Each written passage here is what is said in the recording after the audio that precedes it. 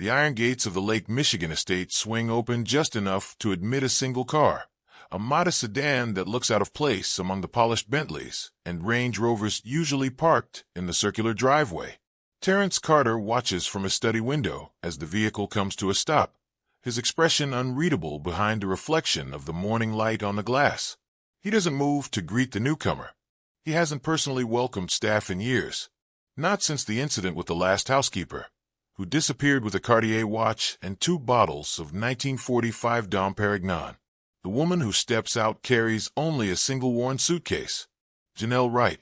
The name had been printed neatly at the top of her application, accompanied by a short list of references from small-town diners and a laundromat. Nowhere near the caliber of households Terrence's staff typically comes from. His estate manager, Reynolds, had insisted she was the best of the recent candidates. Hard-working, quiet, knows her place. Terrence had only grunted in response. Janelle stands for a moment on the cobblestone drive, her posture straight, but not stiff, her dark eyes taking in the towering limestone facade of the mansion. She wears a simple navy dress, her hair pulled back into a neat bun, no jewelry except for the faint outline of something beneath the high collar of her blouse. A thin silver chain. A pendant, perhaps. Inside, the staff has already gathered in the servants' hall, their whispers sharpening as Reynolds leads Janelle through the back entrance. The head housekeeper, Mrs. Ellington, a woman who has served the Carters for 30 years, looks the newcomer up and down with barely concealed disdain. The younger maids giggle behind their hands at Janelle's outdated shoes. In the corner, Terrence's longtime valet, Harold, exchanges a knowing glance with the cook. Another one who won't last. Terrence observes it all through the discreet cameras installed in the hallways, a security measure he implemented after the thefts. He watches as Janelle is shown to her small attic room, as she unpacks her meager belongings with careful hands, as she fingers the hidden pendant at her throat once she's alone. That evening, during dinner service, Terrence tests her. He leaves his grandmother's pearl cufflinks on the dresser, half hidden beneath a silk handkerchief. He accidentally drops a $100 bill near the pantry door. He watches and waits. Janelle returns the cufflinks to his valet within the hour. The $100 bill reappears folded neatly on his desk with a note. "Sir, you dropped this in the hall." It should reassure him. Instead, it makes him suspicious. No one is that honest without an angle. Upstairs, in her narrow bed, Janelle lies awake, staring at the water-stained ceiling. The pendant rests against her collarbone, warm from her skin. The initials K.R. are worn nearly smooth from years of touch. She doesn't remember who gave it to her. Her mother had been vague whenever she asked, her voice tight with something like fear. Asterisk, just keep it hidden, baby. Some questions don't need answers. Asterisk. Outside, the wind off the lake rattles the window panes. Somewhere in the mansion, a floorboard creaks. Janelle turns onto her side, her back to the door, and closes her eyes.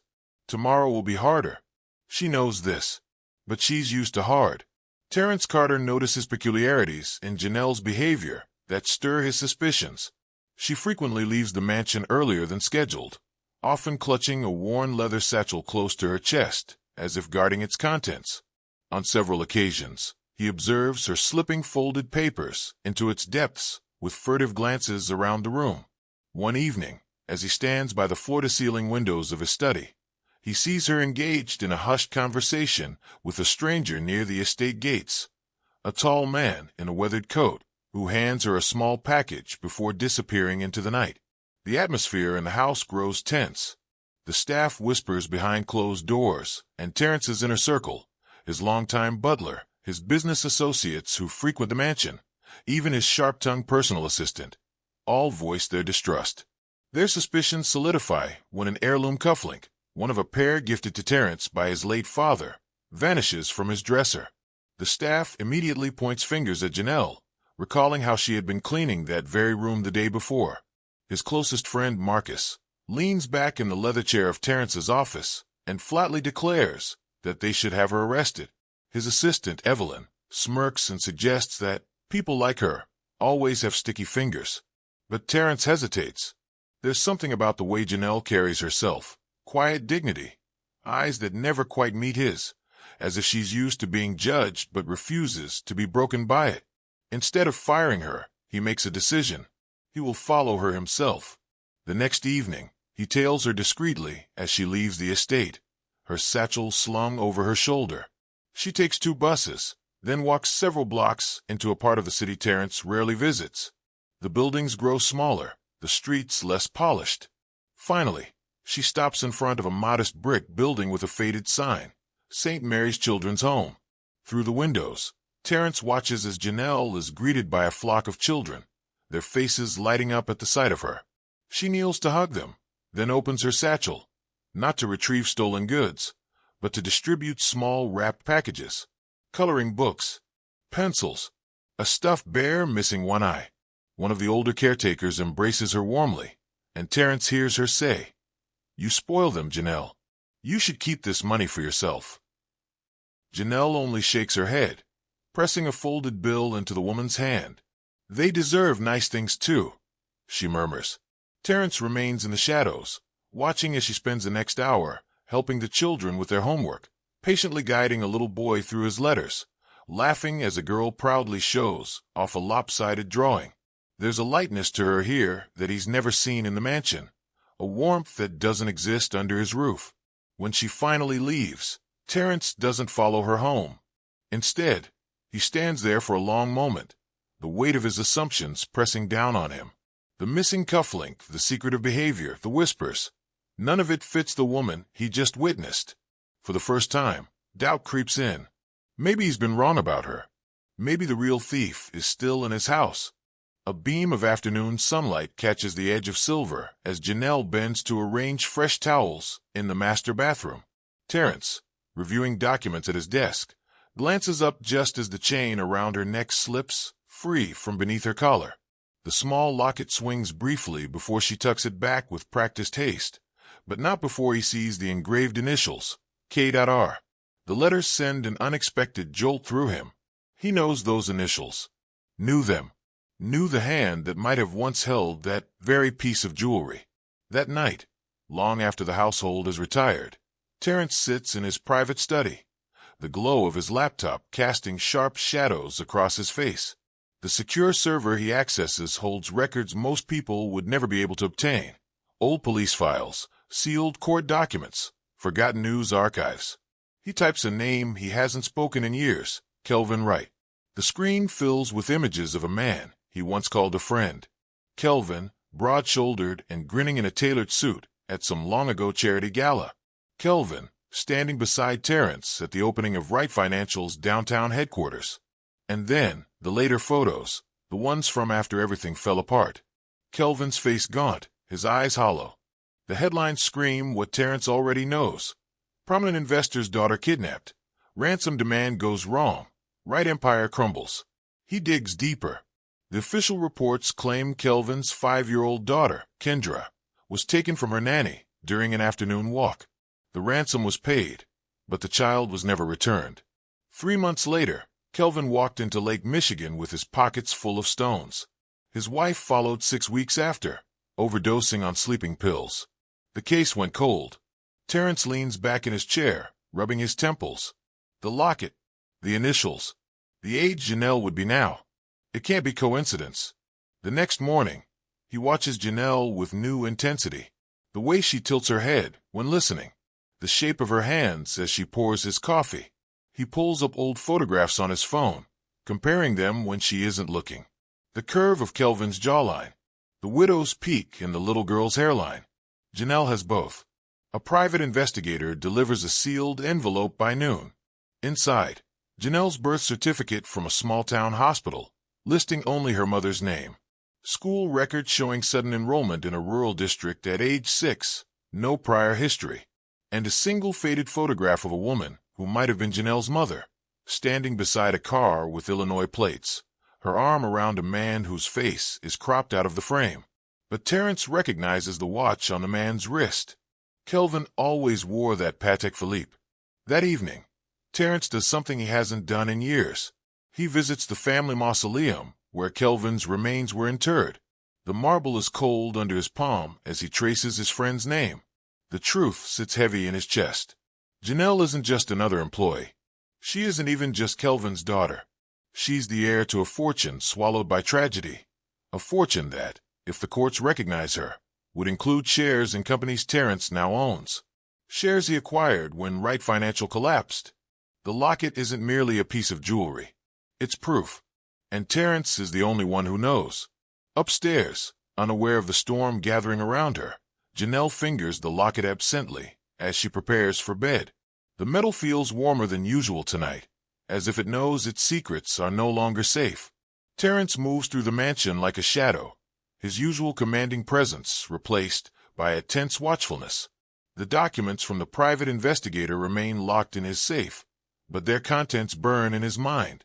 He needs irrefutable proof before revealing what he knows, something beyond faded photographs and gut instinct.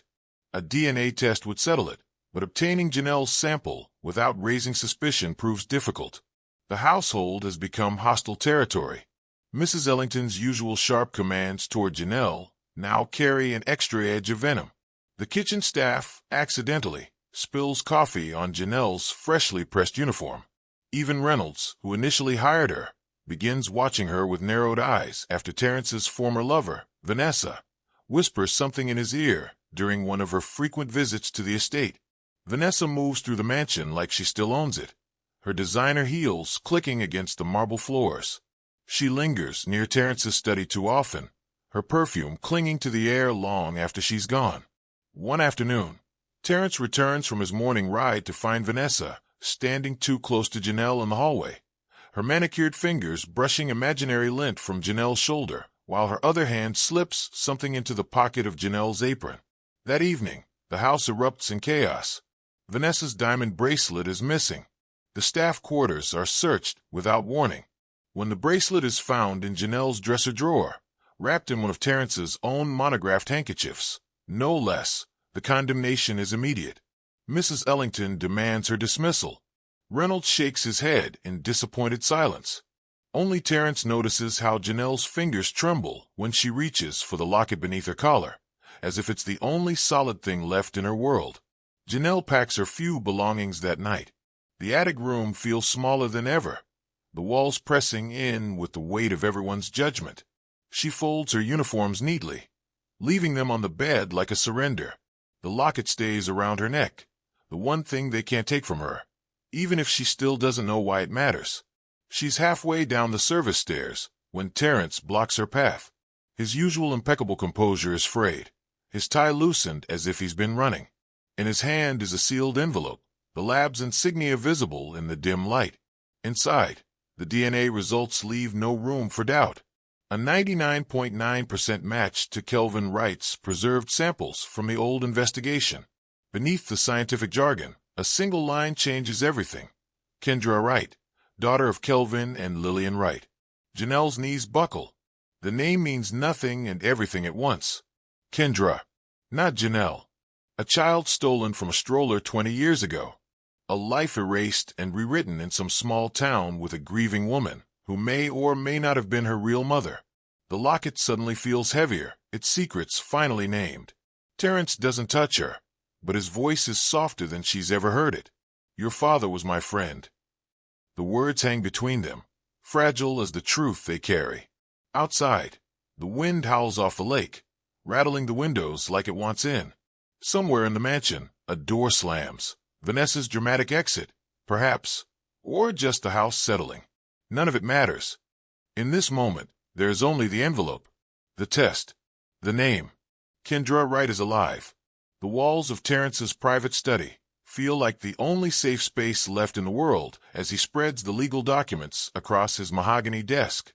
Janelle, no Kendra, sits across from him, her fingers tracing the embossed letterhead of Wright Financial's old stationery that Terrence had kept all these years. The DNA results lie between them like an unspoken oath, their scientific certainty contrasting sharply with the storm of emotions swirling in the room.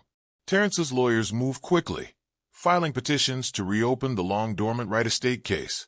The courts demand additional verification, but the evidence is undeniable. The DNA match, the locket with Kelvin's initials, even the faint scar above Kendra's left eyebrow that matches childhood medical records.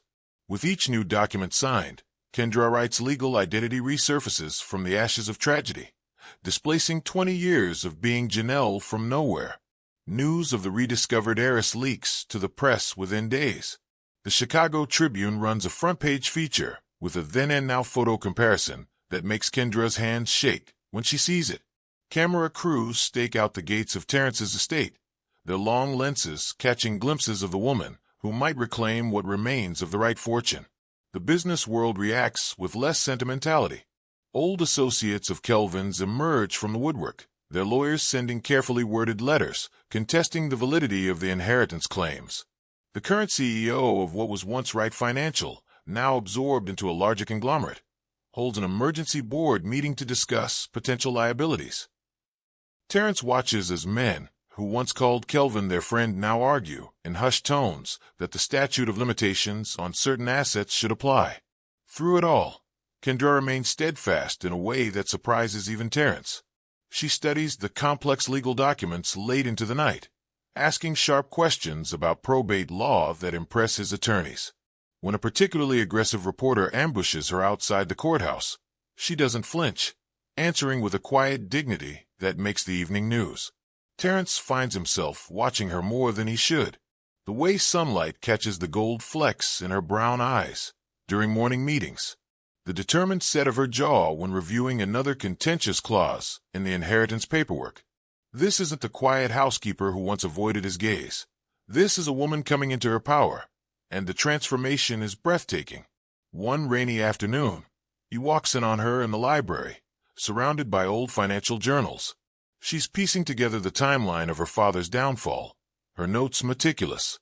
When she looks up, there are no tears in her eyes, just a quiet sorrow and something fiercer beneath it. "I want to understand," she says simply, and Terrence feels something shift irreversibly in his chest. That night, standing at the floor-to-ceiling windows of his bedroom, Terrence finally admits the truth to himself. This stopped being about justice for Kelvin months ago. What he feels now has nothing to do with guilt or obligation, and everything to do with the way Kendra's laughter sounds when she thinks no one's listening, or how her hands still reach for that locket whenever she's deep in thought. Downstairs, Kendra paces the length of her new suite. No more attic room for the Wright heiress, running fingers over the spines of her father's old books that Terrence had salvaged from storage. The weight of her rediscovered identity presses down on her, but for the first time in her life, it doesn't feel like a burden. It feels like coming home. Somewhere in the house, a clock chimes midnight. 2 floors apart, neither of them sleeps. The courtroom erupts in murmurs as the judge's gavel comes down with finality. The years-long legal battle concludes not with fireworks, but with the quiet authority of stamped paperwork. Kendra Wright, no longer Janelle, no longer the girl from nowhere, stands perfectly still as the weight of the verdict settles over her. The Wright fortune, what remains of it after 2 decades of legal entanglements and corporate absorption, now officially bears her name. Reporters scramble for comments outside the courthouse, but Kendra slips away through a side exit, Terrence's solid presence at her elbow, shielding her from the frenzy. The car ride back to the estate passes in silence, though not the uncomfortable kind. There's too much to process, too many emotions to name. Weeks pass in a flurry of financial meetings and press statements. Accountants present spreadsheets detailing the Wright assets now under Kendra's control, modest compared to their original worth, but substantial enough to change most people's lives forever. Terrence watches as Kendra listens intently, asks thoughtful questions, then shocks everyone by announcing her decision. The Kendra Wright Foundation takes shape with astonishing speed. Located in a renovated brownstone near the South Side neighborhoods Kendra once cleaned houses to afford, the organization focuses on reuniting families torn apart by systemic poverty. There are after-school programs bearing her mother's name, scholarship funds for children of incarcerated parents, even a small legal aid wing to help others like her, those lost in the cracks of bureaucracy. Terrence's business associates whisper that she's throwing away her inheritance, but the way Kendra's eyes light up during the Foundation's opening gala silences them more effectively than any rebuttal could. Terrence finds himself drawn to the Foundation's offices more often than his own downtown high-rise. He watches Kendra move through the space with natural grace, comforting a crying teenager one moment, negotiating with the contractor the next. The housekeeper's uniform has been replaced by sleek blazers, but she still wears that same silver chain beneath her collars, the locket now a bridge between her past and present. One evening, as the sunset paints the foundation's walls gold, Terrence arrives unannounced. The staff has gone home, leaving Kendra alone in her office, surrounded by blueprints for a new community center. She looks up when he enters, and something in her expression makes his carefully rehearsed speech evaporate. What comes out instead is raw and unpolished, an admission that starts with suspicion in a mansion's hallway and ends with love in this borrowed moment. The ring he produces is elegant but understated, the diamond flanked by 2 sapphires the exact shade of her father's favorite tie. Kendra's hands tremble as she reaches for it, not with hesitation, but with the certainty of someone finally claiming what's always been hers. Their wedding takes place on the foundation's rooftop garden, the Chicago skyline standing witness. Vanessa sends a cuttingly expensive vase, but doesn't attend. Mrs. Ellington cries into her handkerchief, despite herself. The children from the foundation's programs scatter flower petals, with more enthusiasm than precision. As they dance beneath strings of lights, Terrence presses a small box into Kendra's palm. The restored locket inside gleams with fresh engraving, her real name now joined by her new one, Kendra Wright Carter. The chain has been repaired, the scratches polished away, but the weight of it against her skin feels exactly as it did that first night in the attic room. Later, when the last guest has left and the lights dim, they stand together on the balcony. Somewhere below, the city pulses with lives as complicated as theirs once were.